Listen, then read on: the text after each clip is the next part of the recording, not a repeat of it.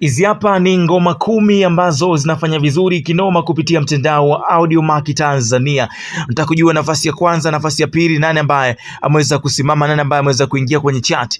Mimi nakukumbusha tusiache kusubscribe YouTube channel yetu. Ukisha bakia nami kuanzia mwanzo mpaka mwisho na kusanua nini ambacho kipo hapo. Nafasi ya 10 anaitwa Joel Lwaga, ngoma inaitwa Olodumare, moja ya ngoma ambayo imetoka mwaka jana 2024 na imekuwa hit song kwa sababu imekuwa ni ngoma kubwa sana kwa nyumbani Tanzania na kwenye digital platform mbalimbali imeokota maokoto ya kutosha kinoma noma. Nafasi ya 9 ni Bill Nandy, ngoma inaitwa Sugar, ni moja ya track ambayo imeweza kupokelewa vizuri kinoma na mashabiki wa Bongo Flava kutoka Tanzania. Nandy ametuahidi mwaka 2025 tupa album kali kutokea kwake, so let's we wait and see tuone macho kinaweza kutokea next. Lakini nafasi ya 8 bila Joel Lwaga, ni moja ya new track ambayo inapatikana on town this time around. Bana inafanya vizuri sana kwenye digital platform mbalimbali. Sasa hivi iko nafasi ya pili kwenye mtandao wa YouTube pale. Nafasi ya 7 anaitwa Beyonce, ngoma inaitwa Boda Boda akiwa na Mbosso.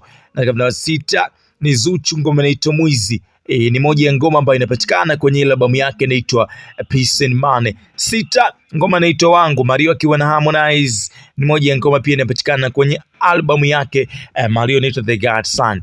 Lakini nafasi ya 4 ngoma inaitwa Baby, Mario akiwa na The Ben, ni moja ya ngoma ambayo of course inapatikana kwenye albamu yake The Ben inaitwa The Plant. Nafasi ya 9, nafasi ya 3 ngoma inaitwa Nairobi kwake Mario akiwa na Zebeni kutoka pale 254, ni moja ya ngoma kali sana. Sasa hivi na zaidi ya watu milioni 10 kwenye mtandao wa YouTube pale. Also nafasi ya pili inaitwa Looking for Love kwa Kidalasa akiwa na Mario akiwa na Mbosso, ni moja ngoma pia ambayo inapatikana kwenye album yake inaitwa Take Away the Pain. CMG akiwa na bana King Kaka Mwitidana Mbosso kani.